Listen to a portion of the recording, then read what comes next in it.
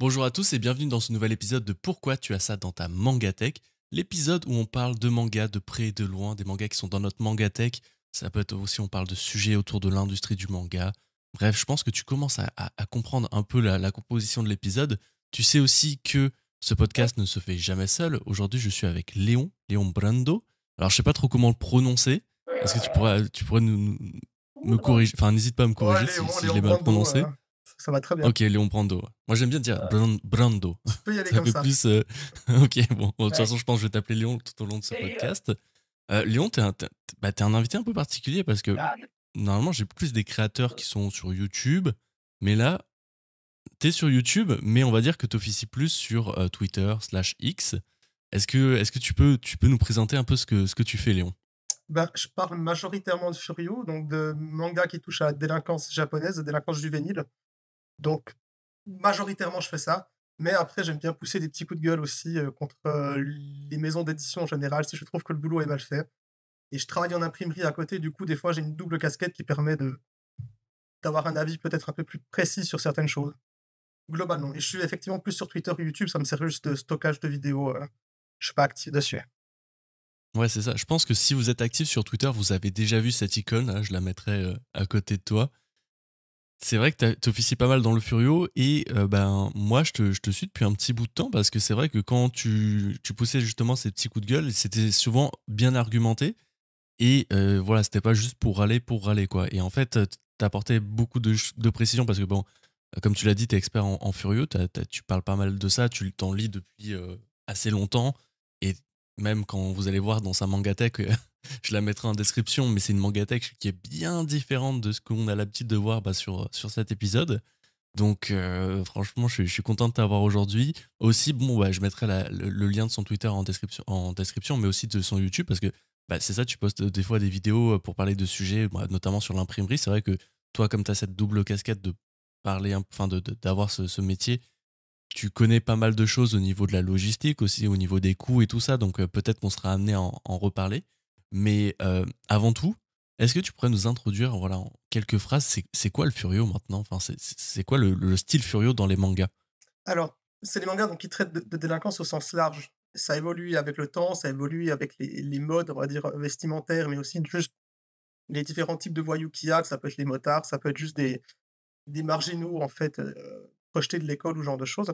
Et du coup, la majorité des mangas Furio, c'est des mangas souvent de baston entre, lycéens, mais certains, ça peut être juste des mangas d'humour ou d'autres choses, en fait, mais tant que le sujet, le thème principal, ça reste la délinquance.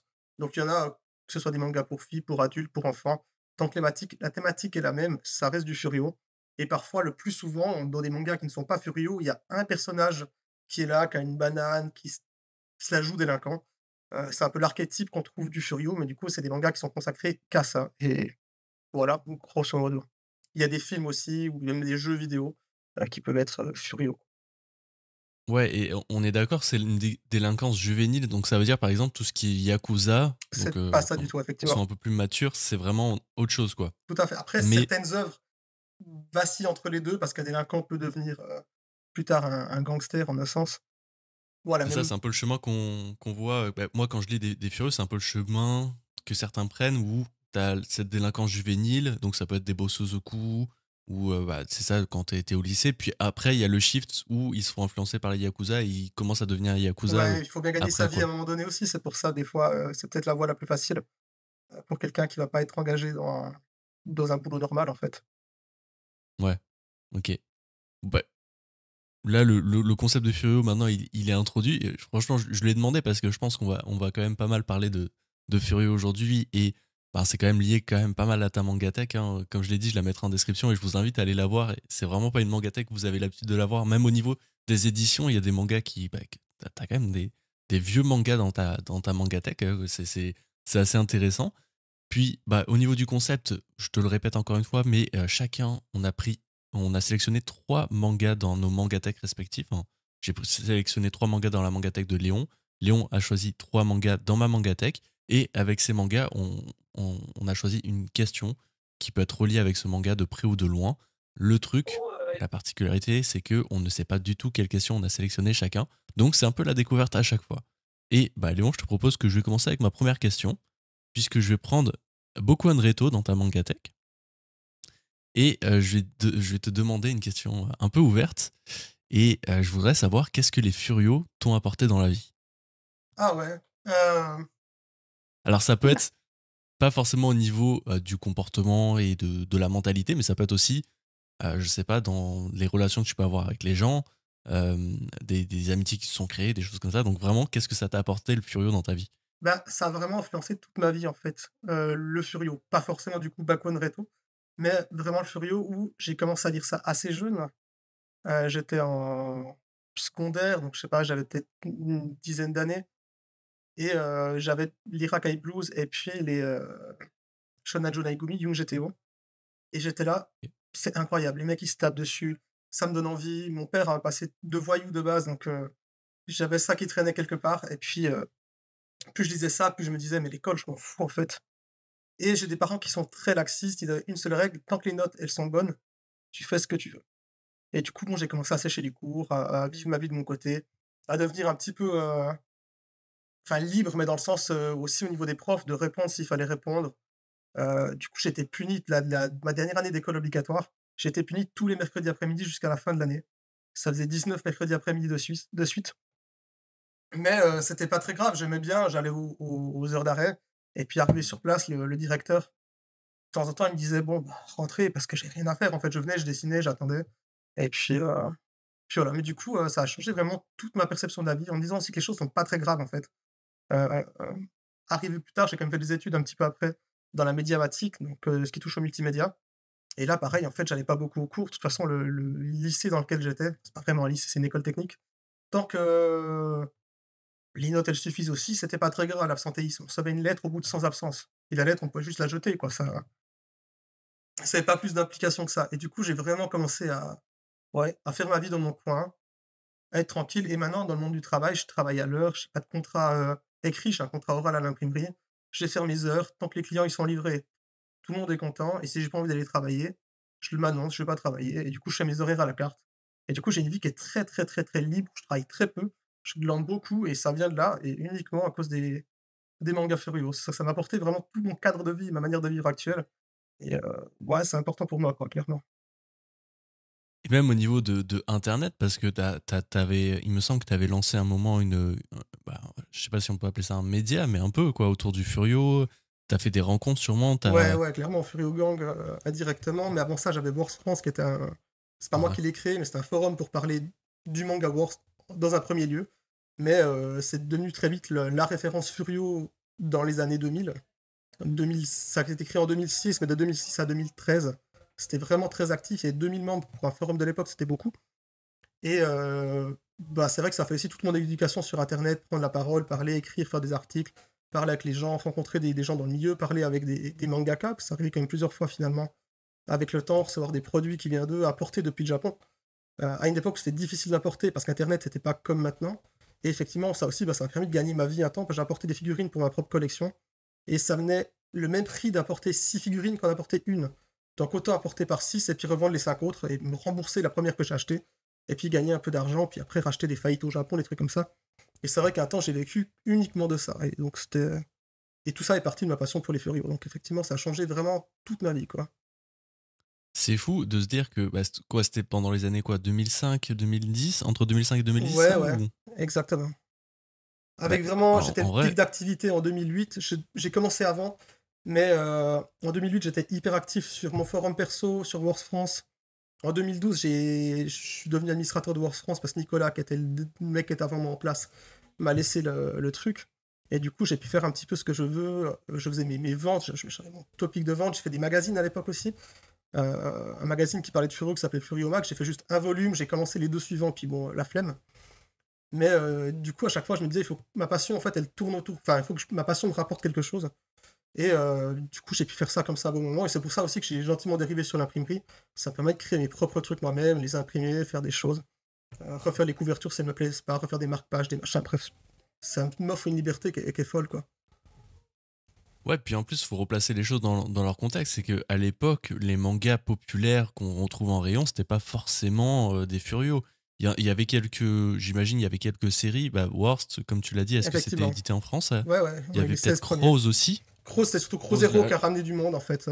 Crozero, ok, enfin, Crow, ça sortait en scantrad, en lecture en ligne sur Internet, mais il y a les films Crozero qui ont vraiment cartonné en France. Et ça a attiré ouais, pas mal de monde à l'époque. Et ça a ouvert pas mal d'autres possibilités, parce qu'on a fait même des produits dérivés nous-mêmes, des bracelets, des badges. Et puis, avec l'équipe de Scantrad anglaise, un Québécois qui s'appelle Charles-Étienne Benoît Seb, et moi-même, on a financé des boucles de ceinture tirées du manga Cross de Bouya. Et à l'époque, moi j'étais fou, je sais pas quel âge j'avais peut-être 12 ans, j'investis mes économies là-dedans avec 2 inconnus d'internet pour faire des produits. Et ah ouais. ça avait marché, quoi. Donc c'était trop bien. Ouais, donc en fait, le Furio, c'est depuis très longtemps, ça te lâche pas, et en fait, ça t'a. Genre, il y a une vie alternative de Léon sans le Furio, quoi, qui Peut-être. n'a pas découvert ça, et. Parce que là, de ce que je comprends, ça a tellement influencé ta vie, même, bah, t'as dit à un moment, t'en as pu faire un peu ton gagne-pain, ce qui est quand même fou, parce que c'est quand même très niché, et en fait, bah, souvent, c'est ça qui est bien quand t'as des niches comme ça, c'est que bah, souvent des passionnés qui sont très passionnés et t'as très peu d'offres, et donc t'as des opportunités, donc t'as su les saisir, c'est top. Puis, en fait, ouais, ça t'a apporté même plus au niveau de la mentalité. Tu sais, j'aurais pas pensé que le Furieux t'avait autant influencé dans le comportement et tout ça, mais je vois très bien ce que tu veux dire. En plus, les Furieux, ça se passe bah, la plupart du temps dans un milieu aussi scolaire où bah, t'as ces jeunes qui n'arrivent pas forcément à trouver leur place et qui se voient pas devenir des salariés, par exemple, qui se voient pas. En fait, ouais, comme tu l'as dit, il y a beaucoup une notion de liberté, comme tu dis là avec ton travail. T'as cette liberté-là, et c'est vrai que c'est quelque chose qu'on trouve pas mal dans les Furieux, quoi. La liberté de choix, de prendre sa vie en main et de faire ce qu'on veut, quoi. Clairement, clairement. Puis après, même au niveau juste vestimentairement parlant, esthétiquement parlant, j'avais la banane pendant mes années de collège. Du Ah ouais. coup, c'était particulier, même si je vivais à la campagne en Suisse, il n'y avait personne qui avait cette dégaine, cette coupe de cheveux. Et du coup, ben, forcément, tu auras des questions, forcément du regard, forcément des choses. Du coup, c'est obligé de m'affirmer. Ça m'a, entre guillemets, créé des problèmes, mais qui m'ont rendu, du coup, beaucoup plus autonome, beaucoup plus à l'aise, hein. Et puis, du coup, bah, c'est vraiment bien. Je trouve que ça a été un apprentissage de vie que je me suis imposé et qui était vraiment le meilleur choix, je pense. Ah bah c'est tant mieux. Puis en fait, je trouve ça fou aussi de pouvoir vivre, enfin d'avoir pu vivre un peu de sa passion, comme tu dis, là, dans les années 2008, et d'avoir créé quelque chose autour, quoi, tu sais, genre créer un site internet, créer du contenu autour de ça, tu sais, c'est un peu avant-gardiste, surtout à cette époque, où c'était un peu les débuts d'internet. Moi, pour te dire, à cette époque, je me contentais juste uniquement de lire les scans de Naruto, tu vois, Ouais, genre, je pense, en 2008, oui, c'est à peu près ça. Je lisais les scans de Naruto, mais tu sais, jamais j'avais pensé en faire ma passion. Donc c'est assez drôle quand même de voir ça. Donc je, je- je te propose de passer à la question suivante, parce que on va développer un peu sur le Furio un peu plus tard. J'ai d'autres questions, je les garde en réserve. ok, bah du coup, Donc moi, je te propose de. je te pose la mienne. Ma première Ok. question, du coup, j'ai choisi dans ta mangatech Baku Reto. Comme ça, on Ok. est raccord. Je voulais savoir, du coup, vu que c'est peut-être ton manga Furio que tu as dans ta mangatech qui est le plus ancien, est-ce que tu as commencé par là ou alors pas du tout? C'est peut-être ta première lecture Furio, c'était peut-être Tokyo Revengers ou autre chose. En fait, tu avais vu des Furio dans d'autres œuvres et puis ça t'intéressait un petit peu ou pas du tout? Parce que je vois que cette année, tu as quand même du coup consommé un peu plus de Furio que par le passé. C'est effectivement vrai. Je pense que mon premier rapport avec le Furieux, ça doit être GTO. Si. Bah, en plus, l'anime, pas le manga. Ouais. Je m'en souviens un peu, je pense que ça passait sur Canal+, peut-être, ou je sais En plus tout quelle cas, moi, je l'ai chaîne. vu sur Canal+, à l'heure où c'était valable pour tout le monde, on pouvait regarder. Et il y avait GTO, Ok, effectivement. ouais, bah c'est pareil. Moi, j'avais pas les chaînes. Moi, donc en Guadeloupe, j'étais en Guadeloupe à cette époque-là. Moi, j'ai vécu en Guadeloupe, je suis né en Guadeloupe. Et c'est vrai que l'accès au manga déjà était assez restreint. Et même tout ce qui était chaîne télé, tout ça, on les avait, mais c'était pas non plus très popularisé. Donc voilà, moi, c'était en clair sur Canal+. Il y a un moment, il y avait des GTO qui passaient. Il y avait aussi, comment ça s'appelle, Il y avait Excel Full Saga, Metal ouais, Alchemist. Full Metal, effectivement, ouais. Donc ces séries-là, et moi je pétais mon crâne parce que genre vraiment je découvrais un peu l'animation japonaise à travers ça, et c'est pas comme aujourd'hui où on peut lancer un site de streaming et on peut tout regarder d'un coup, on regarde dans l'ordre. Moi à l'époque c'était genre un épisode par-ci, un épisode par-là. Mais pour GTO je trouve que ça se plaçait bien parce que chaque épisode, c'est pas qu'ils sont indépendants, mais un peu, enfin Ouais, il y a une t'as fin pas, plus ou moins, hein.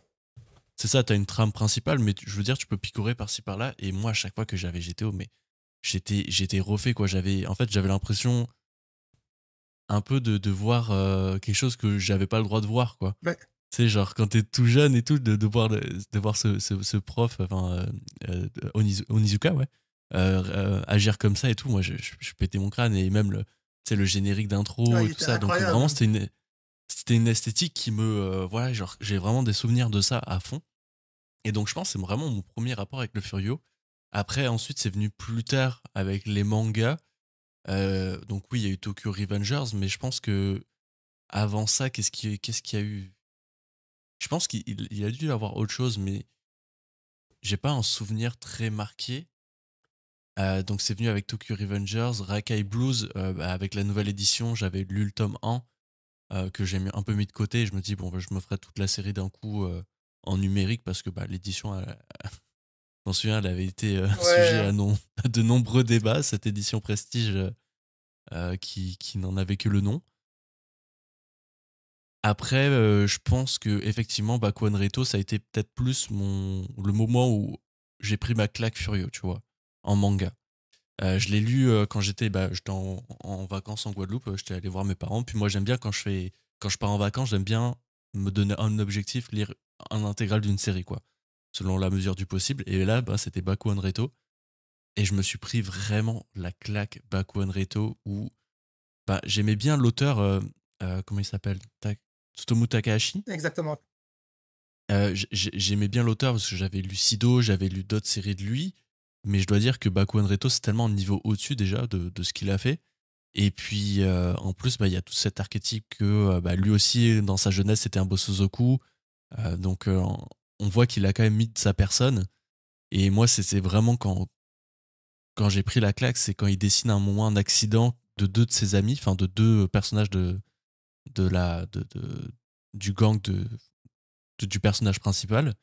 Et la façon dont il dessine les corps un peu décomposés par l'accident, j'ai vu beaucoup de réalisme dans ça. Je Ouais, me c'est suis chaud, dit, hein. ok, ça c'est quelque chose qu'il a vécu.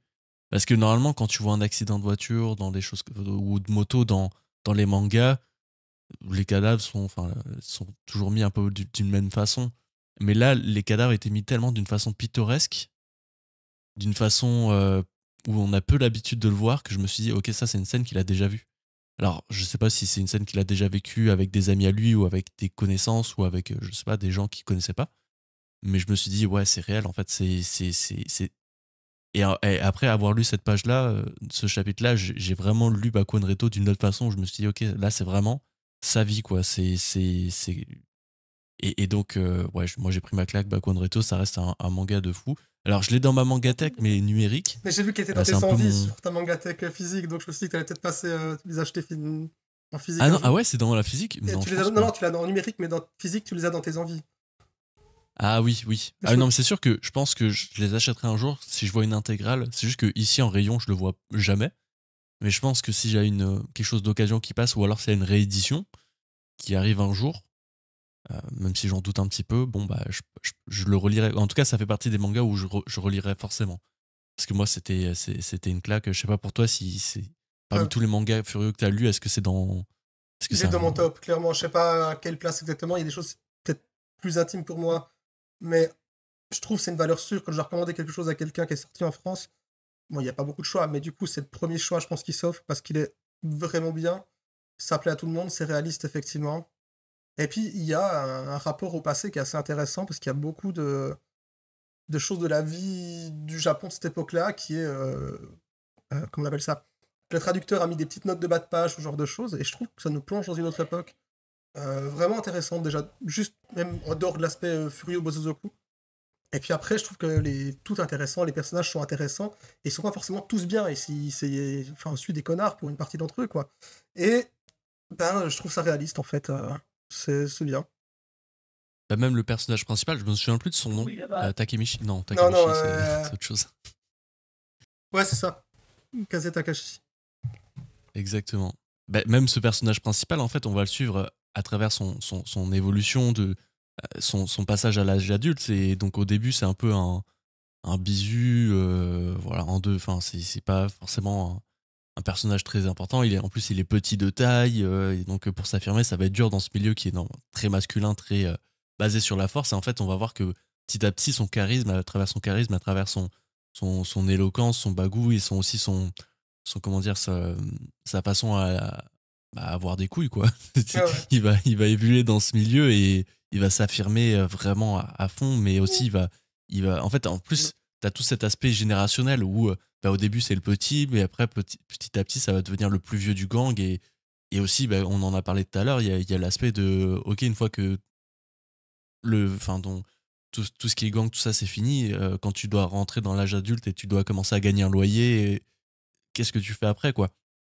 Et il y a tout cette en fait, il y a tellement de sujets abordés tout au long de cette vie de ce personnage. Puis même, comme tu l'as dit, c'est pas des personnages qui sont très valeureux. Même Takashi, il va faire des choses qui Ouais, sont un peu vraiment lâche. pas très correctes, même très lâches, et même par rapport à sa première copine, tout ça, comment il va se comporter. C'est pas un personnage parfait, quoi. Et c'est ce qui en fait justement Quenreto, une œuvre qui est vraiment réaliste, comme tu dis, où, bah oui, tout est pas parfait dans la vie, même dans l'adolescence, de comment tu grandis, dans certains milieux, tout n'est pas parfait. Et donc, on va montrer cette imparfaite, enfin, ces choses imparfaites. Et c'est vraiment trop beau, quoi. En tout cas, ouais, non, Quenreto, s'il y a bien un manga que je peux recommander, que j'ai lu en entier, en tout cas Furio, c'est celui-là, et je peux le recommander à fond parce que c'est beaucoup trop bien, quoi. C'est une expérience folle. Donc espérons une nouvelle édition, hein. Il y a une édition japonaise qui est apparemment pas si bien que ça. Moi je pensais qu'elle était bien, mais Elle est je crois même au intéressante parce qu'il y a des niveau. chapitres supplémentaires, mais il y a pas les Ok, pages couleurs et les pages couleurs sont quand même voilà. magnifiques. Donc Ouais, voilà, il y a un entre 2, il faudrait peut-être ce sera pour plus tard. Ch Souvent les japonais, ils font une édition un peu mieux, une moins bien et à la fin ils en font une top. Mais là, c'est juste une prestigieuse, une ouais. envie de l'auteur en fait de finir certaines histoires qu'il a développées, d'où les chapitres supplémentaires. Et puis du coup, quand il les a finis tous, bah, ils se sont dit: «Bon, bah, on réédite, en les implémentant», tout simplement. J'ai l'impression que c'est un peu Takahashi, il aime bien faire ça. C'est comme Sido avec Sido Sunrise qui sort. Bah, c'est pas un chapitre complémentaire là, parce que c'est un tome pas complémentaire parce que ça vient vraiment après Sido. J'ai l'impression qu'il aime bien revenir sur ses séries ou faire des choses autour. Puis bah, j'imagine, ouais, de toute façon, avec Baku Reto, il avait tellement de choses à raconter que, à mon avis, c'était dur à rentrer. Quoi, c'est en une vingtaine de tomes, Baku Reto 29, 21, Ouais, je dirais 18, quelque chose comme ça. 18. Ouais. C'est pas une très longue série, donc en plus, pour se lancer, c'est très bien. Donc si vous voyez le lot en intégrale sur Vinted ou quoi, ou si vous le voyez en rayon. Mais c'est vrai que ici, je l'ai jamais vu en rayon. C'est pas un manga si disponible que ça, mais avec tout cet élan du Furieux, on sera peut-être amené à en parler, ça va être l'une de mes questions. Mais avec tout cet élan du Furieux, est-ce que ça peut être une série aussi qui est remise de l'avant aussi pour plein de raisons, quoi. Je te propose que je passe à ma deuxième question. Sans problème. Je vais prendre The Fable. Ouais. Alors, je sais pas si c'est vraiment considéré comme un Furieux, Non, mais là, de toute façon, c'est. Parce que là, on est vraiment dans un milieu un peu yakuza, on est dans la pègre japonaise. Mais je vais pas du tout parler du manga. Je vais parler de son prix, donc qui est de 8,50 €, qui commence à être un peu un prix de base en France. Donc, en fait, nous, c'est particulier parce on n'habite pas en France, donc effectivement. on a des prix un peu plus élevés d'ailleurs. Mais je vais prendre la France pour principe parce que bah, c'est de là où sont imprimés, enfin, pas là où sont imprimés, mais c'est là où sont édités les mangas, etc. Et donc en France, The Fable, c'est 8,50 € et ça commence à être un peu le prix aussi de énormément de mangas qui sont bah, juste des formats takobon classiques Ouais. normaux, comme on avait, comme pour avoir un One Piece, un Naruto. Et donc 8,50 € ça commence à être le prix. Et c'est vrai que bon, bah, quand tu commences à exporter ça au Canada, en Suisse aussi, je sais que vous avez des prix qui sont quand même, qui tabassent quand même pas mal. Je voulais te poser une question. Qu'est-ce que tu penses, toi, de ces prix-là? Et est-ce que, toi qui es dans le milieu de l'impression, est-ce que c'est une inflation qui est logique? Et est-ce que les maisons d'édition font tout pour garder des prix bas ou alors l'inflation a bon dos? Voilà, L'inflation a question à 1 000 $. tellement bon dos. En fait, c'est normal que les prix des mangas, ils ont augmenté avec le temps. C'est logique, tout a augmenté. Mais le prix du livre, en général, ça fait aucun sens, en fait. Il y a certains livres qui sont moins imprimés avec du papier de meilleure qualité. C'est juste que c'est des livres qui sont pas des mangas. Donc, mais au niveau page, ce genre de choses, c'est beaucoup plus épais parfois, avec du papier correct. Et des prix qui sont bien moindres. Alors, il y a les licences qui vont rentrer en jeu. C'est le seul parti où je sais pas ce qu'il en est vraiment. Mais toutes les augmentations qu'il y a eu sur le prix du papier en lui-même, elles sont assez galvaudées. En imprimerie, on a eu 2 fois des augmentations de prix du papier, ce qui fait au total, on aurait dû payer 200% d'augmentation sur les prix du papier ces dernières années, on va dire entre le début du Covid et le début de la guerre en Ukraine. Vraiment, c'est là où on a eu 2 paliers d'augmentation sur les prix du papier. Mais au final, en fait, juste on imprime beaucoup de volume comme dans notre imprimerie. Et en fait, en négociant, en achetant soit des palettes en avance, soit en faisant marcher la concurrence entre les 2 gros principaux distributeurs de papier, on arrive à des prix moins chers à l'heure actuelle que ce qu'on payait avant au niveau du papier. Donc, voilà. Mais en fait, je pense bien que mes patrons, ils vont se mettre une marge par-dessus quand même et facturer aux clients une augmentation du prix du papier que finalement on n'a pas eu. Et puis les gens qui impriment des choses chez nous pour revendre plus loin, bah, ils font refacturer une marge en dessus parce qu'ils se disent, bon, bah, tant qu'à faire, tout le monde sait que le prix du papier l'a monté. Et en fait, il y a un truc comme ça qui fait que. Mais je trouve, là, on le voit bien dans les maisons d'édition françaises des mangas, c'est que si on compare la plupart des tomes qui sont sortis, il y a des volumes qui ont moins de pages maintenant, parce que c'est des volumes qui sont tirés au Japon, ils sortent pas en livre, ça sort qu'en numérique. Et souvent, les formats numériques au Japon, ils ont un petit peu moins de pages que les 200 qu'on retrouve généralement dans les mangas. Et chez nous, ils sont vendus le même prix. Et les gens, ils font pas gaffe, c'est juste des fois mis dans la même collection. Mais les tomes, ils sont un peu moins épais, ou des fois, ils compensent avec un papier. Et il y a des choses comme ça qui sont un petit peu aberrantes. La voix du tablier, par exemple, chez Kana, le truc, il est tout fin, et puis il pèse, enfin, il coûte, il me semble, le même prix qu'un manga normal ou pas loin. En tout cas, si on fait un rapport prix-page, c'est assez hallucinant. Puis le deuxième truc qu'on le voit beaucoup, je trouve, c'est dans les grands volumes. Il y avait, on a parlé d'avant de l'édition Rakai Blues Masterpiece, qui est du coup très cher par rapport au nombre de pages. Euh, Si on enlève, enfin, il n'y a pas de toute façon, il n'y a pas d'aspect supplémentaire dans ce truc-là, par une petite feuille en couleur. Mais si on fait une comparaison avec le nombre de pages et en plus des pages couleurs d'un Baki de chez Meian, on va se dire, ouais, il y a quand même un truc qui joue pas. Il y en a qui est moins cher que l'autre, et puis il a des avantages, des bonus. Et après, on peut encore comparer avec un Sanctuary chez Glénat, où il y a encore plus de pages. Alors, il y a moins de pages couleurs finalement, parce qu'ils ont mis, pas tout mis, mais en termes de prix de tome, et si on fait le limité par page, il y a une différence de prix qui est assez folle. Alors ça peut s'expliquer peut-être par les licences, justement. Certains ont des coûts un peu moins chers, certains éditeurs ont des avantages en sont des achats de gros, ce genre de choses. Peut-être ça peut s'expliquer là, mais à mon avis, c'est juste qu'ils vont juste calculer une marge, des fois peut-être au risque que l'œuvre ne marche pas non plus. Rekai Blues, peut-être ils se sont dit que ça allait pas marcher parce que c'est du Furio et ça n'avait pas encore le vent en poupe. Donc peut-être qu'ils se sont dit on met un maximum de bénéfices dessus, comme ça peut-être on sort dans le frais. Je sais pas, mais je pense que globalement, en fait, la plupart des éditeurs y profitent. Et dès qu'ils voient qu'il y a une maison d'édition qui a augmenté, surtout si c'est des gros, et ben forcément, tous les petits éditeurs, ils vont se dire, bon, nous aussi, on Ils peut suivent. remonter un petit peu le truc. Et finalement, là, on a une échelle de prix qui monte. Alors voilà, après, qu'est-ce qu'ils pourraient faire pour arranger la chose? Théoriquement, s'ils font des volumes plus épais, alors je sais qu'il y a des éditeurs qui le font, je sais pas si c'est pour cette raison-là, par exemple, Naban récemment avec Fuma no Kojiro, Kojiro du clan Fuma, je crois, quelque chose comme ça. Où le tome, c'est pas agréable à tenir, mais c'est vraiment une bible. Et ben normalement, tu peux limiter les coûts parce que tu fais qu'une fois les finitions, donc couverture, collé à chaud, machin, et ça fait des économies. En fait, moi, il y a tome théoriquement plus économique. C'était pareil avec le manga de vélo, là, Ansel Sakamichi, Oui, où ils ont enlevé carrément les jaquettes les jaquettes, par-dessus. ouais. C'est une autre technique pour faire des frais en moins, mais après, bon, on arrive à des tomes qui sont peut-être d'une qualité moindre, et c'est pas ce que je nous souhaite non plus. Mais Ouais, et en on tout les paye aussi au même prix qu'on les payait avant, mais sans Et la jaquette, par tout à exemple, fait, quoi. tout à fait, tout à fait. L'augmentation, elle est débile, en fait. Et après, on est des fois surpris parce qu'il y a des éditeurs qui arrivent à sortir des trucs encore à des prix corrects. Euh, Mais ok. Yann, Oui, mais Yann, effectivement. Mais alors, je sais pas si c'est parce que j'achète en France et je ne fais pas forcément la bonne réflexion. Mais je trouve les 9pix pas tant chers non plus. Chez Kiyun. ok. Je sais pas si. Ah non, ils sont pas là. Je sais pas le prix du tome, mais il me semble, en tout cas, que je les ai achetés, je me suis fait une réflexion, je me suis dit, ah, mais c'est honnête, hein. Après, j'ai pas radé, il y a peut-être pas 200 pages non plus, il y en a peut-être 10 de moins ou 22 mois, et ça pourrait Ouais, expliquer bah, ça fait cela. partie des rares mangas qui sont en dessous de 7 euros, là. Il est à 6,95. Voilà. 7 euros. T'as le nombre de pages? Pour le nombre de pages, on est à 187 pages. Ouais, alors il y en a un petit peu moins, mais même, je trouve que ça reste honnête quand même au niveau du prix, là. Ouais.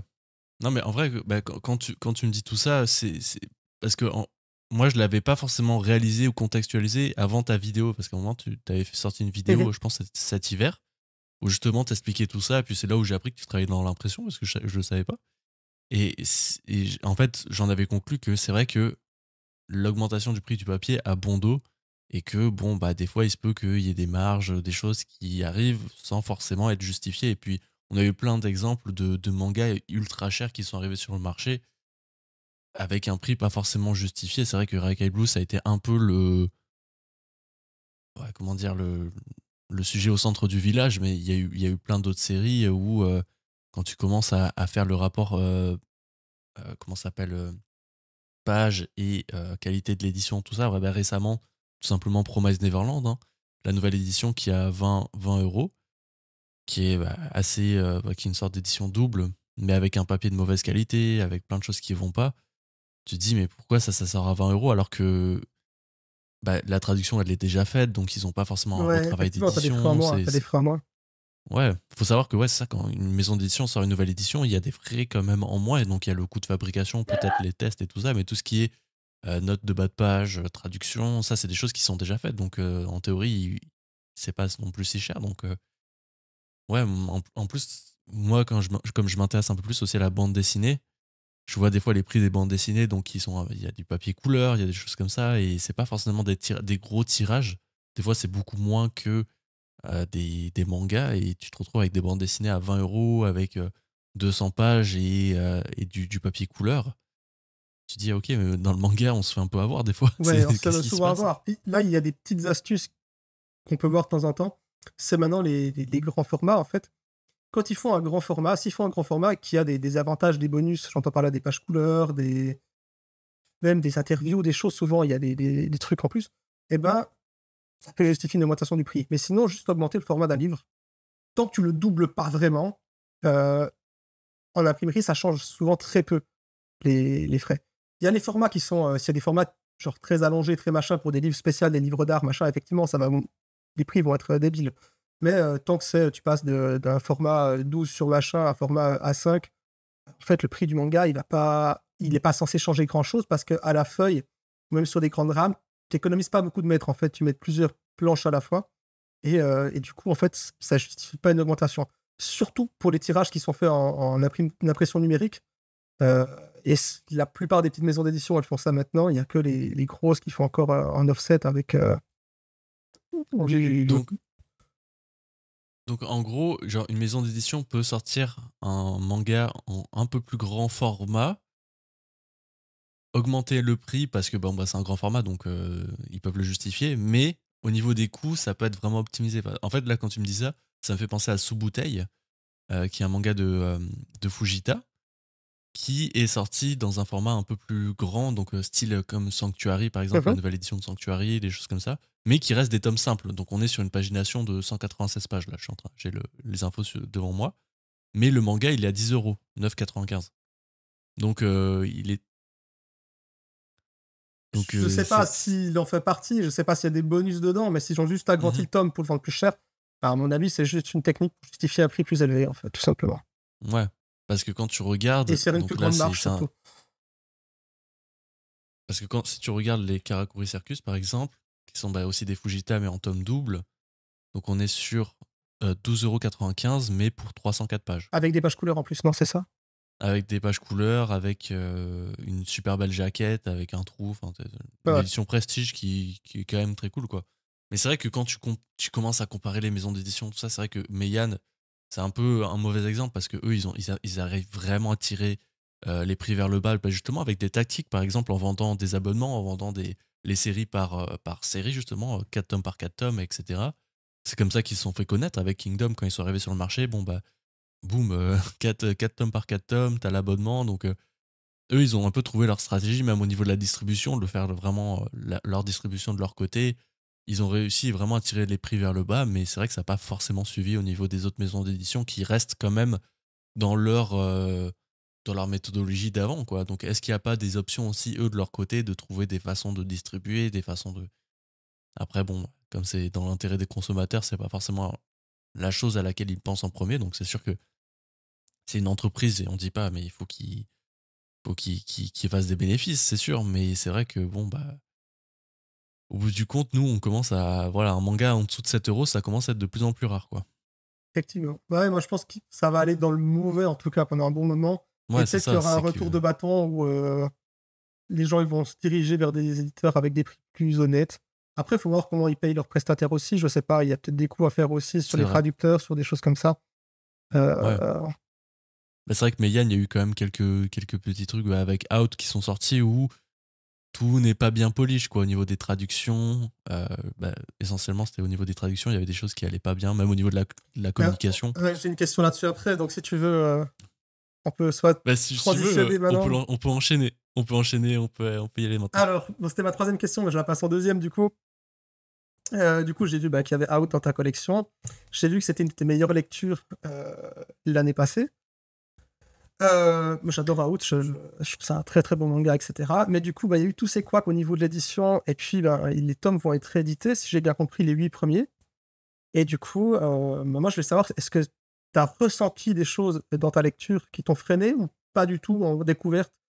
T'as pas eu des tournures de phrases, des choses qui t'ont semblé bizarres ou les traductions des décors qui ont été traduits, enfin des drapeaux, ce genre de choses. Est-ce que ça t'a effleuré ou pas effleuré? Et puis avoir ton avis sur le fait que, bah, de temps en temps, les lecteurs, les premiers lecteurs, ceux qui vont peut-être soutenir une œuvre, un manga, et ben en fait, ils font les bêta-testeurs finalement. Et puis les gens qui ont pas soutenu quand il fallait, ben, ils ont la chance d'avoir un tome qui est un peu mieux finalement en achetant plus tard, ce qui est pas un bon réflexe en fait. Du coup, je voulais avoir un petit peu ton avis là-dessus, quoi. Ouais, bah, c'est une très bonne question parce que moi, quand j'ai lu Out, enfin, j'ai pas du tout vu des erreurs ou des choses comme ça, quoi. Après, quand moi je lis en plus rapidement, donc, tu sais, même s'il y avait des fautes d'orthographe, pour que je repère qu'il y a une faute d'orthographe, déjà, c'est vraiment que c'est une grosse faute, quoi.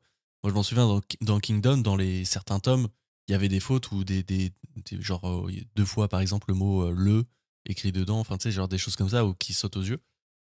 C'est un peu gênant au niveau de la lecture parce que des fois tu t'arrêtes, ça te sort un peu, tu te dis mais attends, qu'est-ce qu'il y a un truc que je comprends pas et tout. Mais je dois dire que pour Out, j'ai pas vraiment eu ça. Et c'est que une fois quand j'ai vu le trade qui est sorti, je me suis dit ah ouais, il y a eu quand même plein de choses, même au niveau de leur communication. Il y a un tweet qui dit ce gang à Tokyo alors que ça se passe pas du tout à Tokyo. Mais tu vois, c'est même le truc, si je lis le tweet comme ça, tu sais, ça va pas me sauter aux yeux et quand je vais lire le manga et que je vais voir que ça va pas se passer à Tokyo, c'est pas quelque chose dont je vais me souvenir ou me Ouais, rappeler. ouais. Donc, je dois dire que moi, ça m'a pas du tout forcément euh, sauté aux yeux. En tout cas, ça m'a pas dérangé dans ma lecture. Mais le sachant après, je me dis, ah mince, ok, on n'a pas forcément peut-être les bonnes définitions, les bonnes choses. Et je sais que je pense que c'était pour Holy Land, où il y avait vraiment des choses qui, au niveau de la traduction, qui allaient vraiment pas. Des traductions ou même au niveau des clans ou des quartiers, c'était pas du tout ça ou c'était une mauvaise traduction. Il y avait aussi toute cette histoire autour des policiers. J'ai plus trop l'histoire en tête là, mais les oiseaux ou je sais pas quoi là. Les hirondelles, ouais. Donc, les hirondelles, ouais. Donc, comme moi, c'est pas un milieu où je suis forcément dedans, donc c'est sûr que les erreurs, je les vois moins. Mais de voir qu'il y ait autant d'erreurs, je me dis, ah ouais, c'est dommage quand même. Euh, mais pour être totalement honnête, ça m'a pas dérangé lors de ma lecture, quoi. Toi, je sais pas si quand tu lis, tu repères ces choses-là ou si c'est quelque chose qui te dérange. Alors, ça dépend la lecture, si je la connais déjà, entre guillemets. Là, pour le Ok. coup, Out, c'est quelque chose que je connais déjà bien à l'avance. Donc, forcément, je vais être plus attentif. C'est un truc que je trouve bizarre. Je vais quand même tiquer dessus, on va dire ça comme ça. Après, quand c'est des fautes de français, je veux dire qu'ils sont pas d'orthographe. C'est des fautes d'orthographe, moi, je les vois pas parce que je fais plein de fautes. Mais comme tu l'as dit, par exemple, une répétition de mots ou une bulle qui a pas été finie, mal imprimée, machin, et cetera, là, ça va un petit peu tiquer. Ou de temps en temps, là, une bulle qui est coupée parce qu'elle était imprimée, presque en dehors de la Ouais. page et puis qui les erreurs d'imprimeur, on va dire ça comme ça. Ça, je vais peut-être beaucoup plus, tiquer dessus. Là, pour Out, ce qui m'a, moi, trigger surtout, c'est les drapeaux qui sont traduits, enfin les logos des gangs. Ça fait très bizarre, en fait. Et puis, certaines polices. Alors, dans la version japonaise, il y a des polices d'écriture différentes suivant des fois les personnages qui parlent, mais ça reste plus fluide. Là, il y a 2-3 fois où ouais, ça m'a fait bah, c'était pas agréable à lire, en fait, tout simplement, voilà. Après, bah, il y a toujours des tournures de phrases en français et cetera, qui des fois sortent un petit peu. Tu te dis: «Ah mais ça fait oh, je l'aurais pas dit comme ça, en fait», il y a ça fait très parler. Alors bon, tu dis que c'est des délinquants, d'un côté, ça peut être raccord parce que pas tout le monde parle bien français, mais enfin japonais en l'occurrence, vu qu'ils sont au Japon, mais il y a 2-3 phrases comme ça où je me dis: «Non, mais là, c enfin ça colle pas trop». Donc voilà, ça m'a freiné quelques fois. Ah bah, après, je pense qu'en général, je lis beaucoup de mangas, qui sont pas forcément furieux ou je remarque pas non plus parce que je suis moins attentif. Je vais lire plus ça comme ça. Mais là, en l'occurrence, le fait de connaître, ouais, ça m'avait tiqué, clairement. Ouais, puis en plus, c'est souvent des mangas où je dirais pas que t'as traduit, mais bah, en l'occurrence de Out, c'est pas forcément, t'as pas forcément traduit, mais en fait, t'as mis les mains dedans, quoi. T'as vraiment cette expertise, et c'est vrai que, bah, par exemple, pour tout ce qui est même le langage, comme c'est souvent des langages qui sont assez, voilà, comment dire, bah, de délinquants, donc tu vas avoir des insultes, tu vas avoir une façon de parler qui est différente. C'est vrai que la traduction doit être quand même attentif à ça. Et bah, je crois que c'était dans Racaille Blues où à un moment il y a un accent marseillais qui est Alors, pris pour un accent du sud pour c'était la première dans, édition, ouais, je dans la crois. première Ou édition, effectivement. Et dans la nouvelle, ils avaient décidé de rien mettre au début, mais du coup, ils se sont trouvés coincés parce que l'accent, il est important plus tard. ouais, il Donc, y a un scénario, ok. ouais, ils ont dû un petit peu justifier ça. En fait, une simple, je pense, en mon sens, ils auraient peut-être juste changé de police d'écriture quand il a l'accent, et puis mettre une petite note les premières fois pour expliquer que il vient du sud, il y a un accent qui ressort quand il est énervé, et puis il y a la police qui est en italique, par exemple, ou une autre police d'écriture pour faire comprendre qu'il y a un changement d'accent sans que ça te freine dans ta lecture. Mais ouais, écrire l'accent du sud avec des E, des ing à la fin de chaque mot, c'était indigeste à lire. Ouais. Non. Et en fait, je pose une question dans la question parce que ça me vient comme ça, mais est-ce que les maisons d'édition, donc bah, ils savent que bah, il y a quand même des gens qui sont quand même très compétents et qui connaissent vraiment très bien ce monde du Furio. Est-ce que des maisons d'édition vous contactent des fois pour vous demander ou poser des questions, ou même pour faire peut-être une bêta lecture, ou je sais pas? Ça commence, on va dire ça comme ça. Moi, je pense que en vrai, je suis une maison d'édition. Je vois les trades que vous faites à raison, parce que franchement, il y a des choses, c'est pas qu'il faut pas laisser passer, mais il faut les soulever pour les corriger. Puis là, vous voyez, vous avez, il y a plein de choses qui sont sorties autour de Out. Bon, bah, Meian ont écouté, ils vont ressortir quelque chose, enfin, une nouvelle édition corrigée, quoi. Enfin, pas une nouvelle édition, mais une nouvelle version, on va dire.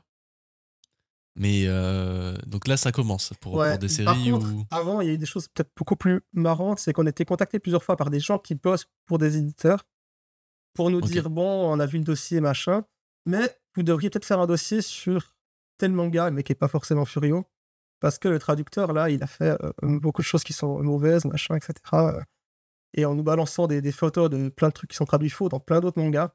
C'est pas du Furio, c'est pas notre problème, et cetera, mais en fait, on a eu beaucoup plus d'effets de gens qui viennent balancer d'autres gens, mais qui bossent dans le milieu de ok. l'édition. Voilà, Ah oui, ouais, c'était plutôt marrant, en fait, des petites, voilà, mais c'est pas notre problème, on n'est pas, manga investigation, on est, juste sur le Furio. ouais. Le reste, on va laisser pisser, quoi, mais voilà. On a eu plus ça au Ah, c'est début, drôle ça. et maintenant, voilà, ça change un petit peu. À voir. Ok, donc bah, déjà, c'est cool que des maisons d'édition vous contactent directement. J'espère qu'ils vous rémunèrent aussi pour ce travail, parce que c'est vrai que ça a été un enjeu aussi où je crois qu'il y en a qui recevaient peut-être les premiers tomes en avance, puis ou des tomes genre comme pour les libraires, mais qui n'avaient pas forcément vocation à être payés s'il y avait des corrections ou quoi. Alors, je sais pas, moi, je vais pas m'en occuper de ça, ce serait plutôt Sowon sur Furio Gang. Mhm.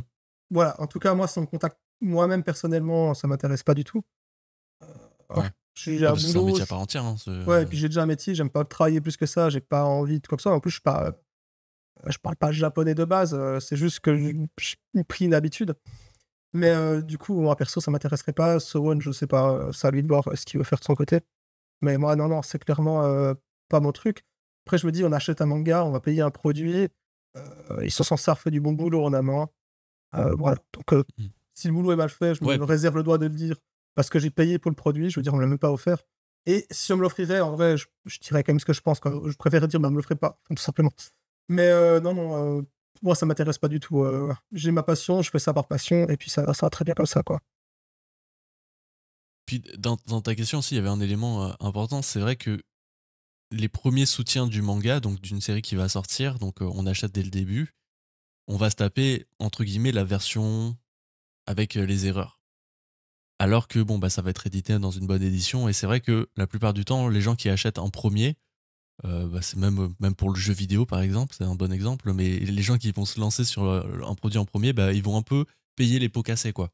Par exemple, Naruto Hokage édition, le tome 1, full papier transparent, bon, tout le monde a gueulé, maintenant ils vont réimprimer, mais en rayon, tu vois toujours la première édition d'ailleurs, en plus, enfin la première version avec le papier transparent, mais voilà, les premiers acheteurs sont souvent les personnes les plus lésées, et vont avoir bah, c'est leur manga dans cette mangatech avec les fautes et tout ça. Et je pense pas que c'est quelque chose que tu peux changer.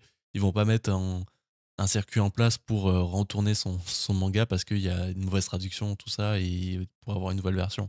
Donc c'est vrai que moi je trouve ça très dommageable que les premiers acheteurs sont moins récompensés. J'aime bien par contre quand les maisons d'édition font des petits trucs particuliers pour les premiers tirages. Par exemple des jaquettes brillantes ou des choses, des effets de fabrique un peu plus stylés. Je sais que Mangatsu fait ça par exemple pour Rooster Fighter. Euh, je pense que Aohashi aussi, pour le tome 10, il y avait une écriture un peu, une dorure au niveau du logo, des choses comme ça pour les premiers tirages. Moi, je trouve ça cool parce que au moins, t'as un petit truc en plus pour récompenser les premiers acheteurs qui sont, on va dire, le moteur de la série, quoi. C'est quand c'est un acte fort d'acheter une série quand le tome sort, quoi. Tu sais, on s'en rend pas compte, mais ça montre un peu le soutien, quoi, qu'on peut porter à une série. Donc, c'est vrai que c'est dommage de se taper des éditions moins bien, mais on n'y peut pas grand chose, quoi. Et je suis complètement d'accord. Le petit truc en plus, c'est, je trouve que c'est important. Après là, je pense qu'il y aura Cross qui va sortir prochainement avec, au premier tirage, un sticker en fin de chaque volume. Mm. Dans l'édition japonaise de base, elle y est de toute façon. Je trouve ça dommage après ceux qui l'auront plus parce qu'ils auront acheté trop tard. Mais au moins ceux qui auront acheté en premier, ils auront un titre récompense, c'est déjà pas mal, hein.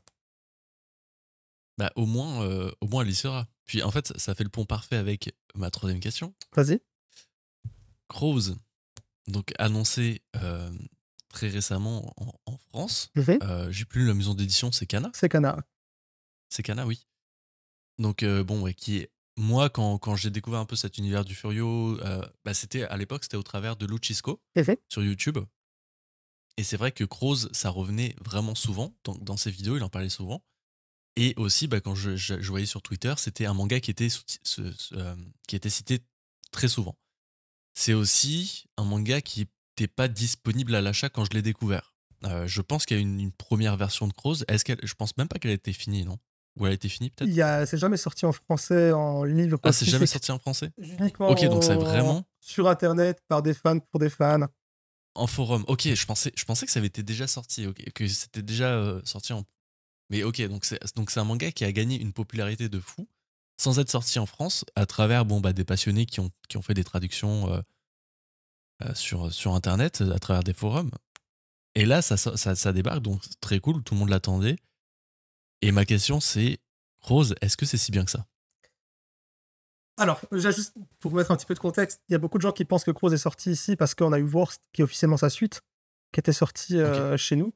Et puis il y a eu les films Crow 0, 1 et 2, et Crows Explode, qui est pas très bien, mais qui est sorti en DVD chez nous également. Et du coup, forcément, il y a pas mal de gens qui se sont dit que Crows était sorti. Et puis il y avait eu une émission sur Rokudenashi Blues pour la sortie des mangas chez Pika, où il y avait une des invitées qui avait dit que Crows était sorti effectivement en France chez Delcourt, elle avait dit, je crois. Et effectivement, c'était tout faux. C'est juste de la scantrad par des fans pour des fans. Du coup, est-ce que Crows, c'est si bien? Alors, moi, oui, vraiment. Je préfère la suite. À l'heure actuelle, je pense que je préfère Worst. Mais Crows, c'est très bien. C'est un petit peu difficile de rentrer dedans, je pense, parce que les dessins, au début, ils sont un peu à l'ancienne quand même.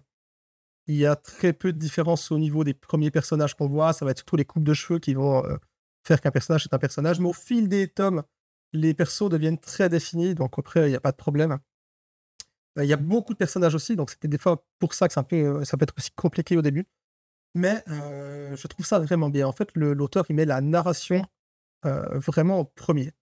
Alors au tout début, c'est pas encore très, très bien géré, mais en fait, après, tu auras juste des pages pour l'ambiance, on en était, il fait chaud, il y a un gros orage qui se prépare, tu as les tensions entre les différents gangs de la ville, tout est bien un petit peu précisé comme ça, et là, ça part. Et étonnamment, les combats, il y a genre un seul combat qui dure 2 chapitres, mais tous les autres, ça peut durer des fois genre quelques pages, en fait. C'est pas le plus important, c'est le résultat et ce qui va se passer avec. Et toutes les contraintes ont été enlevées par les mangaka. Au début, on peut voir l'existence, on va dire, de quelques profs dans l'univers et quelques adultes, et petit à petit, loin. C'est que des jeunes adolescents, que des garçons prêts à se cogner et puis tout devient assez esthétique, c'est des planches où on voit juste les vêtements, pas chaque vêtement que les personnages y portent par la suite, c'est des vêtements qui existent vraiment en vrai. Heu, donc soit que tu peux acheter, soit qu'il a pris parce qu'il aimait bien pour dessiner dedans. Et il y a toute une ambiance comme ça, les murs sont vraiment pour l'esthétisme, graffiti, tagués pour que ça donne vraiment cette ambiance délinquant et cetera. Avec pas mal d'influences de groupes de musique, qui évoluent en fonction des goûts de l'auteur, donc si les gens font attention au graffiti, ça évolue un petit peu et puis des fois, il y a même quelques chapitres, alors surtout dans la suite, qui vont être rythmés par une musique ou le nom d'un chapitre qui va faire référence à quelque chose et il y a une ambiance. En fait, vraiment, c'est le truc qui se dégage et on devient amis avec les personnages, on les voit grandir, évoluer et puis ça change un petit peu les autres furieux. Comme j'ai dit, il y a tout ce qui est superflu est mis de côté et puis tu vas juste à l'essentiel, tu avances comme ça avec eux. Les personnages qui sont forts, ils sont forts. Il y a pas de genre celui qui est faible qui va monter de niveau, non. Les personnages, ils ont une puissance qui est donnée presque au début du manga et il va faire avec. C'est un parti pris, on se rend pas forcément compte en le lisant et puis, c'est comme ça, c'est intéressant. La ville dans laquelle se passe le manga, jusqu'à la toute fin de la seconde partie donc de Worst, ça s'appelle La Ville. Il y a pas de nom, pas besoin parce qu'on s'embête pas avec et du coup, ça va à l'essentiel, c'est très rythmé et du coup, moi, j'aime beaucoup, je recommande vraiment Crows. Je trouve que sa suite est meilleure en termes de narration et vu que c'est le point fort, je la préfère personnellement. Mais Crow, c'est déjà très, très bien et puis après, il y a, quelques spin-offs à côté, dont des que je trouve, vraiment mieux comme Kyuubi. Mais pour ma part, Crow, c'est un gros classique. C'est pas la porte d'entrée que je recommande aux gens en premier lieu. J'aurais envie de dire à tous ceux là qui ont un peu de temps, regardez Crow Zero. Alors déjà, ça se passe avant, donc vous serez content de voir des personnages qui sont dedans, le film. Mais en fait, le film, il te donne toute l'énergie qu'il faut pour aborder le truc, je trouve. Ok. Le film, il y a vraiment une ambiance musicale, les combats sont très bien chorégraphiés. Et puis, ça te plonge dans l'univers direct. Et une fois que tu lis le manga après, tu te dis, ah putain, il y a tous ces trucs-là, c'est trop cool, tout se mélange, c'est trop trop bien. Donc je pense que c'est la meilleure porte d'entrée à l'heure actuelle. Et où sa suite, parce qu'elle peut se lire à part aussi. C'est des gens qui trouvent en magasin les vieux tomes de Worst en français, qui coûtent, je crois, très cher maintenant. Euh, Ça peut être une bonne lecture, elle sera coupée parce que l'édition elle avait été arrêtée à mi-chemin. Et voilà, mais je pense que c'est plus simple de rentrer dans l'univers par les autres portes que par Cruz en lui-même. Ok. Quand bien même c'est l'œuvre principale, l'œuvre de base, celle qui a tout lancé, quoi. Ouais, c'est celle qui revient souvent dans les tops. Enfin, les gens, ils en parlent souvent quand même de Crows. Enfin, les fans de Fureux en parlent souvent. Puis, en plus, vu que c'est édité par Kana aussi, il y a ce côté rassurant où on sait que ça va aller jusqu'à la fin, quoi. Ouais, effectivement. Où ça va être. Ça rassure chez, je trouve, ce qu'ils ont fait avec Ushijima, pour ma part, c'est un miracle. Et d'avoir enchaîné derrière avec Kujo no Taizai, Coup de jeu de Kujo l'implacable. l'implacable. Et ils ont les couilles, quoi. Enfin, c'est... Donc voilà, je me fais Ouais, pas de soucis. disons que c'est des maisons d'édition qui ont des séries moteurs. Pour Kana, c'est Naruto. Et du coup, ils peuvent se permettre ces choses-là, donc ça fait plaisir. Mais ouais, Cross, bon, moi, tu me hype. Hein. Moi, ça fait un moment que je voulais me lancer dessus. À un moment, je m'étais dit, bon, je vais le lire en scantrad parce que il y avait aucune, aucune disponibilité. Puis en plus, il y avait. Après, quand il y a eu des rumeurs que. Moi, je m'en souviens un peu de ce coup de gueule. Enfin, pas ce coup de gueule, mais un peu ce. C'était. Comment il s'appelle, Sullivan de Mangatsu, qui avait à l'époque un peu râlé sur le fait que il s'était fait un peu passer devant, qu'ils avaient prévu des choses énormes autour de ça, mais qu'ils s'étaient fait shipper la série. Donc c'est comme ça, à travers ces tweets-là, à qui je pense, ils ont dû se faire taper sur les doigts, enfin, à mon avis, parce que du coup, ils ont leaké que Crows avait été acheté en France. Donc ça, c'était en 2023, je pense. Hein. Ça date. Hein. Ouais, ouais, je Euh, pense. C'était il y a un petit bout. Donc, au moins, content, ça sort cette année. Tu me hype pour la Et lecture. je te Moi, dis, vraiment, c'est si une série. t'as le temps de regarder Crow Zero avant, essaye au moins le premier Ouais, film. Franchement, ouais, 100%. ça te mettra dans l'ambiance. Ok, 100%, je vais regarder ça, je pense. C'est sûr. Je te propose d'enchaîner avec ta troisième Alors, question. ma troisième question. Dans ton top, enfin, des pires lectures 2024, il y avait Nine Pix. Ouais. Finalement, tu m'avais dit que t'aimais bien quand même l'ambiance. Mais du coup, ma question, c'est qu'est-ce qu'il te faut pour arrêter une série? Moi, le premier tome d'un truc me plaît pas trop. Généralement, j'arrête. Et j'essaie de l'offrir à quelqu'un qui, je me dis, va soit continuer et pourra me prêter les tomes. Puis peut-être, je me dire un jour, bon, c'était vraiment bien, je rachète. Mais globalement, moi, si un tome me plaît pas, j'arrête. T'as comme été jusqu'au quatrième tome sans être forcément très convaincu. Du coup, qu'est-ce qu'il te faut pour arrêter? Ou qu'est-ce qui fait que t'as continué peut-être à lire, tout simplement? Ouais, je dirais, quand j'ai fait ce classement, j'avais lu uniquement 2 tomes de Nine Pics. Et en parallèle, j'avais découvert aussi Out. Et là, vraiment, je jugeais purement dans l'émotion. Je trouvais que Nine Peaks, vu que c'était une série qui avait été vachement mis en avant, qui a été vachement. Voilà, avant que ça sorte, il y avait une grosse propagande. J'avais énormément d'attentes, contrairement à Out où j'en avais pas grand, ou pas beaucoup. Mais quand je lis Nine Peaks, les 2 premiers tomes, bah, je trouve que il se passe pas grand chose. Et j'avais un peu cet aspect de. Les personnages, ils se tapaient, mais on savait pas pourquoi. En fait, je voyais pas en quoi il était ultra fort par rapport aux autres. Tu sais, il y avait pas ce côté charismatique, en tout cas pour le personnage principal. Pour le père, c'est différent Ouais. avec les tresses, la version jeune. Je trouvais qu'il avait un charisme. Mais c'était un peu, c'est Deus Ex Machina. Et en fait, j'ai compris que c'était un peu itinérant, enfin, c'était un peu récurrent avec les Furieux, où il n'y a pas forcément de phase de training, d'entraînement ou d'explication de pourquoi lui il est très fort. Tu vois, par exemple, C'est même dans rare, ouais, Tokyo c'est très très Revengers, rare. le personnage, Mikey, il est très fort parce qu'il est très fort, tu vois. Il n'y a pas d'explication. Et c'est vrai que ça, c'est un truc qui m'avait un peu énervé dans Tokyo Revengers. Enfin, énervé, on s'entend là, mais c'est un truc qui m'avait un peu sauté aux yeux. Et c'est vrai que je retrouvais un peu ça dans Nine Peaks. Après, j'ai lu, comme tu as dit, bah, le tome 3 et le tome 4. J'ai un peu retourné ma veste. Ok, ok. C'est-à-dire que, en fait, j'aime bien. Ce que j'aime beaucoup dans Nine Peaks, c'est vraiment ce côté, ce fils qui va se battre aux côtés de son père du même âge et qui va découvrir un peu, je sais pas, cette ambiance, cette ville. Je sais pas, il y a vraiment, enfin, dans cette ville du passé. Donc, j'ai un peu retourné ma veste. Tu sais, là, aujourd'hui, je le mettrais pas en top, enfin, en flop 2024. Ouais, mais du coup, qu'est-ce qui t'a dit? J'achète quand même le tome 3 et le tome 4. Comment tu dis, je continue quand même alors que les 2 premiers tomes n'ont pas été convaincants? Bah, parce que quand, tu vois, quand une série est autant mise en avant et que je vois qu'il y a autant de gens qui l'a maxé, je me dis, bon, il y a quelque chose à y trouver. Et puis, en vrai, c'était, si je veux être honnête, c'était pour un peu créer de la réaction aussi dans le flop, tu vois, de mettre une série qui faisait autant parler et qui m'a pas non plus, tu sais, enfin, quand je la mets dans le flop, c'est que vraiment, c'est pas une série qui m'a autant marqué que ça, tu sais, en 2024, quoi. Mais je trouvais quand même des très bons points, des points positifs quand même qui me poussaient à continuer, quoi. Même au niveau de l'esthétique, ça m'a un peu déplu aussi, ces décors un peu en photo. Euh, les personnages sont hyper dessinés, mais ce qu'il y a autour, des fois, je trouve ça un peu moyen. Mais ça me sort pas non plus trop de l'œuvre. Mais non, j'ai continué parce que bah, je voyais quand même qu'il y avait du potentiel. Et en plus, et je regrette pas parce que le tome 3 4, voilà, il y a des confrontations bien plus serrées. Il y a et on comprend un peu l'enjeu aussi qu'il va y avoir autour du père qui va. Bah, tu sais, faut se le dire au début, quand on le découvre, le père jeune, c'est un peu quelqu'un qui a pas forcément de sens qui a pas donné encore un sens à sa vie, qui est un peu à la botte d'un personnage que, voilà, c'est le boss, mais il sait pas se battre, mais c'est le boss quand même. Tu sais, tu te dis, mais pourquoi il se réfère à lui alors qu'il est pas, et qu'il se bat même pas pour les autres.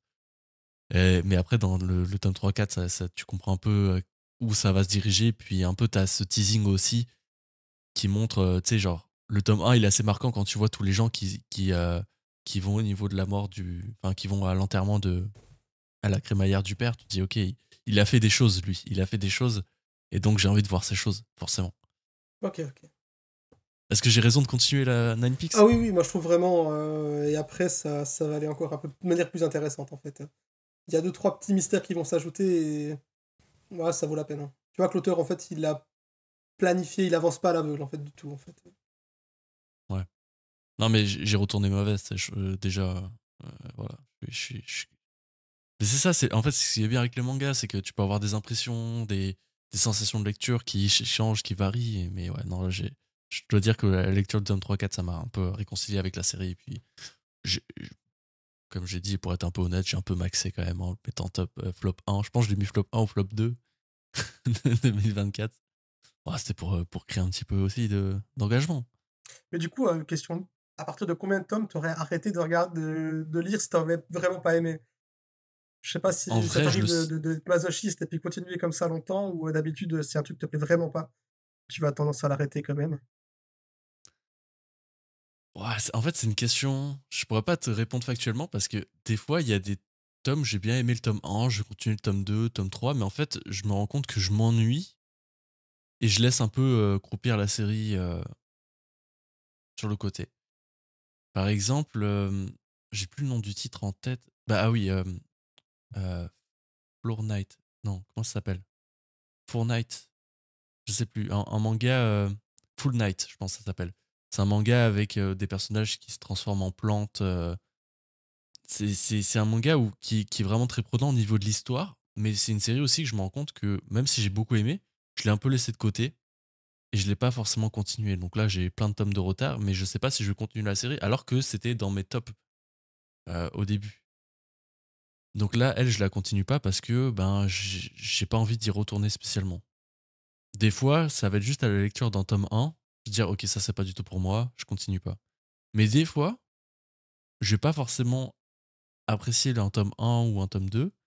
Mais je veux dire, je vois qu'il y a du potentiel, j'ai quand même cette curiosité de continuer. Ça me l'a fait par exemple pour Welcome Back Alice récemment, où j'ai vraiment pas aimé le tome 1, mais j'ai eu cette curiosité de jusqu'où l'auteur veut nous amener. Et du coup, je continue la série. Et donc des fois aussi, ça peut dépendre de la longueur. Si par exemple la série fait 40 tomes et que dès le premier tome, j'aime pas trop, bon bah peut-être que je vais pas m'y lancer, quoi. Mais si la série est en cours, comme Nine Pigs par exemple, il y a que 4 tomes, c'est facile de se mettre à jour, c'est disponible en numérique, c'est pas trop cher, donc vas-y, ça me dérange pas de continuer. Donc en fait, ça dépend. C'est un peu une réponse basique, mais ça dépend vraiment. Ça dépend de plein de choses, quoi. Puis si je vois que c'est une série aussi qui est pas mal populaire sur Internet, je me dis, ok, est-ce que je passe pas à côté de quelque chose? Je vais continuer, quoi. Pour l'occurrence, Nine Peaks, c'est un peu ça. Je me dis, ouais, il y a tellement de gens qui aiment, tellement de gens qui militaient pour que la série sorte, il doit y avoir quelque chose. Donc, ouais, moi, franchement, ça dépend. Je sais pas pour toi, toi, si dès le tome 1, tu sais que Ouais, moi j'arrête. ça va pas le faire. Ouais, ouais, alors s'il y a 2 tomes qui sortent d'un coup, je vais en acheter 2, je vais lire les 2. Du moment que Ouais. je l'ai payé, je vais le lire quand même. Mais après, non, si ça me plaît pas, je les quitte plus loin. J'espère qu'un pote achète, comme ça il me les prête et puis, je vais les lire. Heu, Ça empêche pas de lire. Si on peut me prêter genre 10 tomes, d'une série un peu au pif et j'aime moyen, si on me les a prêtés que je les ai pas payés, généralement je vais quand même les lire. Mais du moment que je dois passer à la caisse, il faut vraiment que ça m'ait plu ou alors que ce soit Furio et que je me dis: «Peut-être un jour je dois en parler», donc je vais l'acheter, donc je vais le lire et je vais le mettre de côté si un jour je dois faire quelque chose dessus ou ça va être mêlé à autre chose. On sait jamais, ça peut m'arriver d'acheter des choses comme ça, mais c'est rare. Ouais, puis en plus, il faut se le dire, il y a tellement de choses qui sortent que faut faire des choix à un moment donné, quoi. Exactement, Tu peux pas clairement. tout acheter. Même des fois, il y a des séries que t'aimes, que tu peux bien aimer, mais tu te dis, ouais, non, là, il y a trop de tomes, je pourrais pas acheter 30 tomes, ça va être trop long à suivre, et ça implique beaucoup trop d'argent. Donc c'est sûr qu'à un moment, faut faire des choix. Et puis, des fois, tu mets des séries de côté que tu mets de côté juste parce que, bon, bah, ouais, non, il y a des. Ça va être trop cher et voilà. Donc, en fait, c'est vrai, il y a tellement de facteurs qui fait que, en tout cas, moi, je suis amené à éliminer une série. Ou pas. J'espère que ça va être le cas de Crows, hein, que j'ai bien aimé. J'en attends beaucoup, hein. Là, Je te j'ai le beaucoup souhaite aussi, d'attentes. je te ouais, mais je je sais pas si tu vas être convaincu par les 2 premiers tomes en tout cas, donne-lui une deuxième Ouais, chance si mais, c'est pas le cas. ouais, mais quoi qu'il arrive, je pense que je continuerai parce que j'en ai tellement entendu du bien. Puis, c'est vrai que des fois, les premiers tomes sont pas forcément représentatifs d'une série. Même l'auteur s'améliore, tu sais, de tome en tome. Par exemple, un Kingdom, les 5-6 premiers tomes, ça représente pas du tout ce que la série va devenir plus tard, quoi. Même pour Berserk, pour plein de raisons éditoriales et tout, les 2-3 premiers tomes, ils sont éclatés au sol par rapport au reste de la série. Donc, je peux le comprendre. Je peux comprendre. Puis moi, l'aspect dessin, c'est pas ce qui va me rebuter, en tout cas. Ouais, mais c'est le Si début, c'est. après c'est très bien dessiné, hein. Je Après c'est vraiment bon, Ouais. mais il y a eu un petit laps de temps au début qui ça se met en place, quoi. Ouais. Puis, moi, j'avais 2 questions bonus Vas-y, vas-y. pour conclure cet épisode. Tokyo Revengers, t'en penses quoi? Eh ben, j'aime beaucoup le début. En plus, je porte un t-shirt Tokyo Revengers aujourd'hui, parce qu'on me l'a offert et Ah, j'ai même puis pas remarqué. voilà. J'ai beaucoup aimé le début, sincèrement. Après, je trouve que la série, elle s'opère et puis, il y a 2-3 fulgurances comme ça de temps en temps et globalement, voilà, je trouve que finalement, c'est oubliable. Hem, L'intro du début était vraiment bien, le concept du temps, machin et cetera, c'est intéressant. Mais après, bon, voilà, puis le héros, le protagoniste, j'arrive pas, il m'énerve Takemichi. C'est vraiment un personnage que je déteste plus, enfin, je le déteste tout du long, en fait, presque. Et je trouve ça fou de suivre quelqu'un que tu vraiment pas.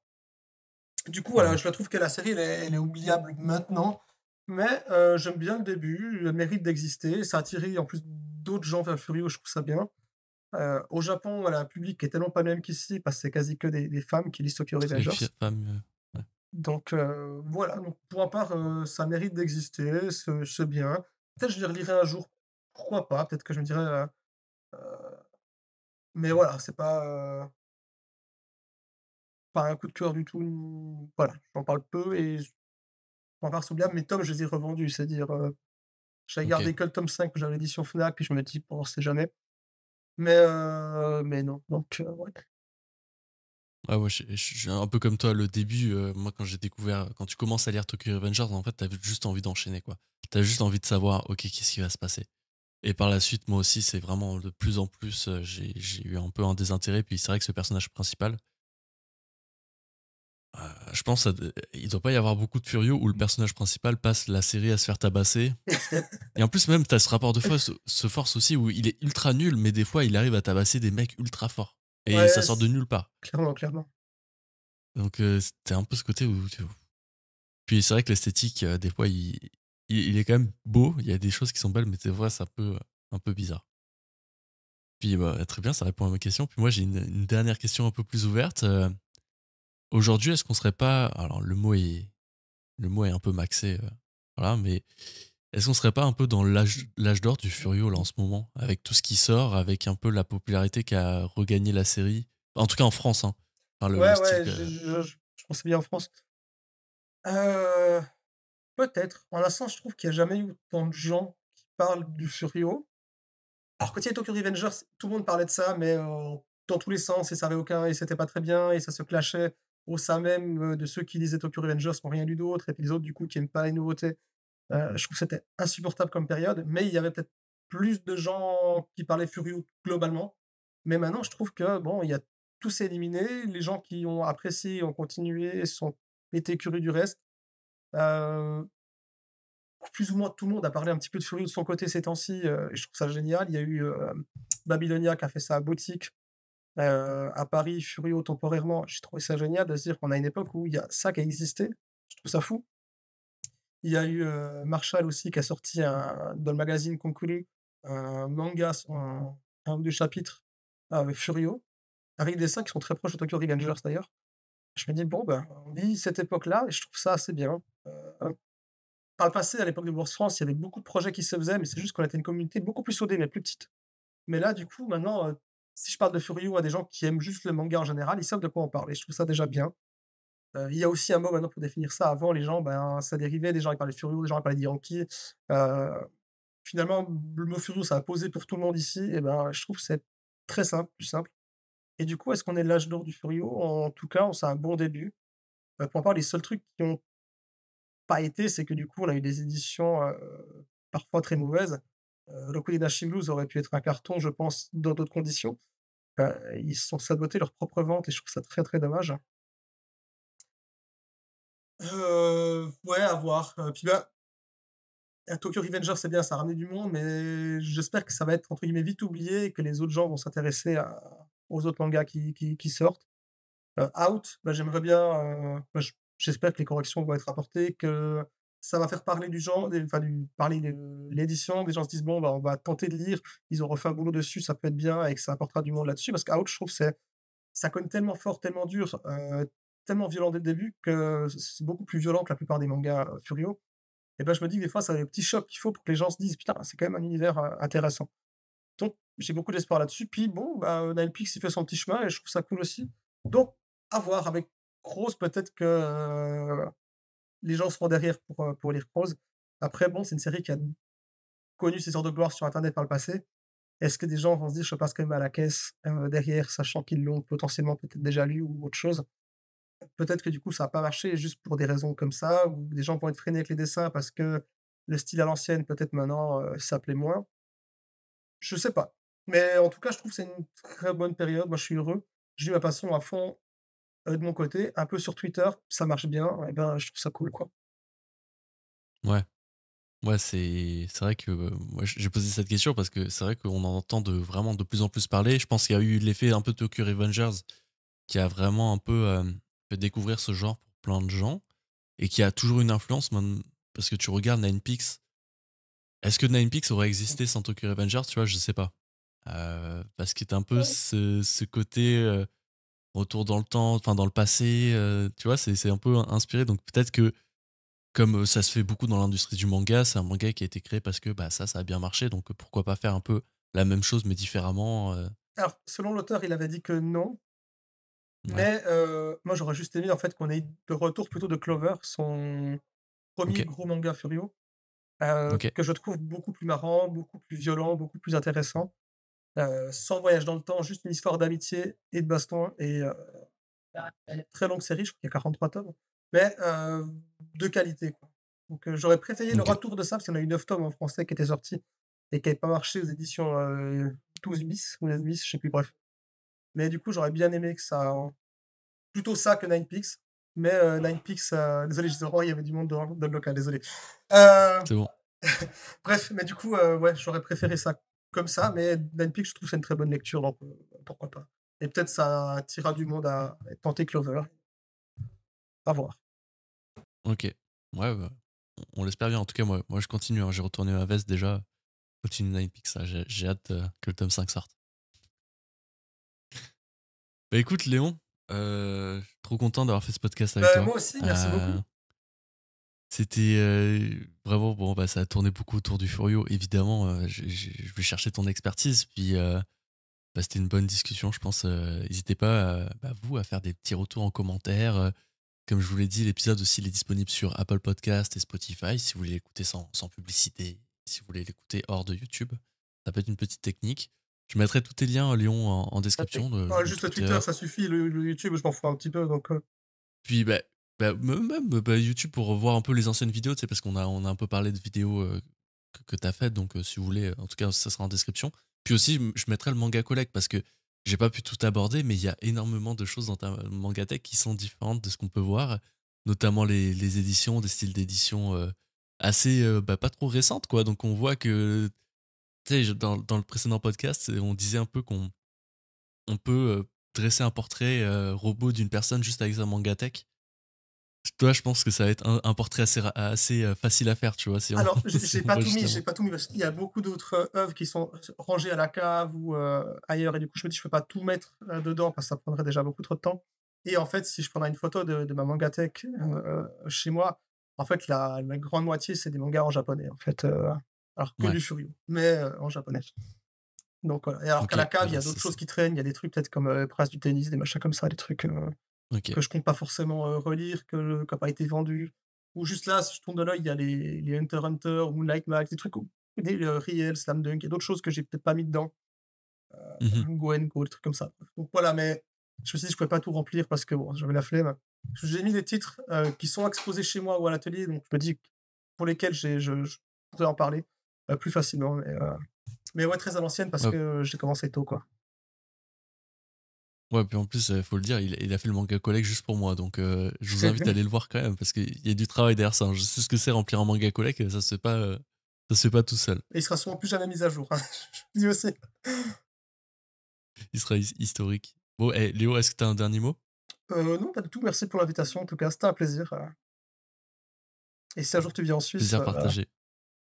Bah écoute, moi franchement, ça m'intéresse bien, hein, les paysages suisses, les montagnes, tout ça, ça a l'air trop beau. Votre fromage est bon. Moi, ça me plaît. Franchement, c'est pas impossible qu'un jour on aille en Suisse. Et puis pareil, hein, moi je te retourne l'invitation si tu vas au Québec, je prends pour la note. signer. Nickel. Bon, merci Léon. Allez, bye Ciao. bye.